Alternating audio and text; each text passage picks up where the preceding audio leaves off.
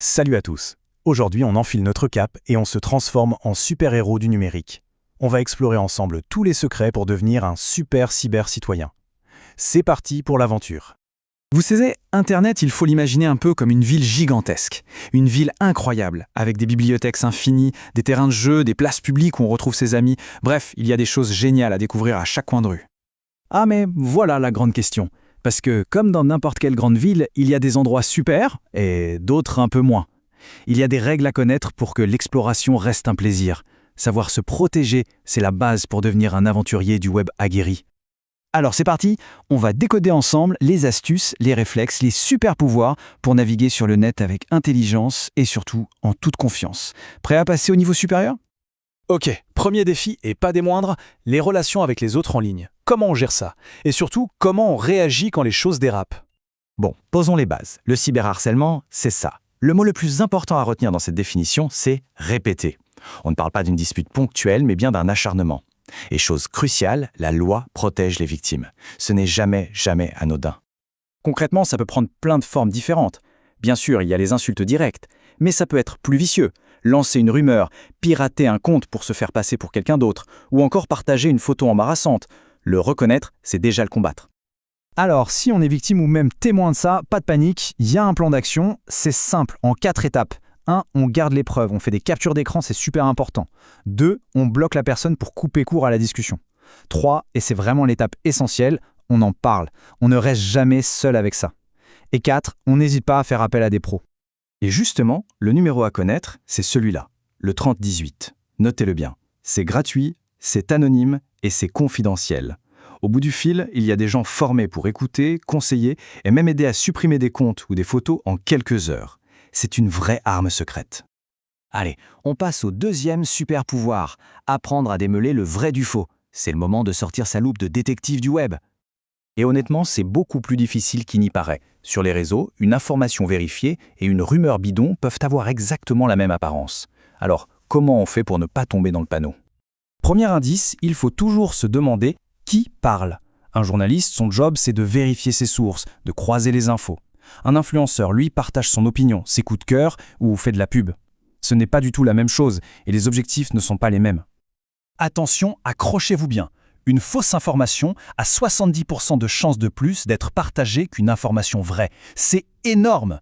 Ce chiffre vient d'une étude très sérieuse du MIT. En clair, sur Internet, le mensonge va plus vite que la vérité. Et la raison, elle est simple en fait. C'est psychologique. Les fake news sont conçues pour nous faire réagir sans réfléchir. Elles nous choquent, nous mettent en colère, et notre premier réflexe, c'est de partager pour prévenir les autres. C'est un véritable piège émotionnel. Troisième mission, on passe en mode défense. Maintenant qu'on sait mieux gérer les infos et les autres, il faut apprendre à protéger notre quartier général, nos téléphones, nos tablettes, notre ordi. Le phishing ou hameçonnage, c'est la technique de base des pirates. Hameçonnage comme à la pêche.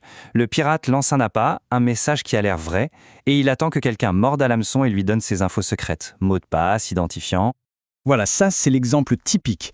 On reçoit ce message d'un ami, notre curiosité est piquée, et hop, on a envie de cliquer sur le lien sans réfléchir. C'est super efficace parce que ça joue sur la confiance qu'on a en nos proches. Méfiance.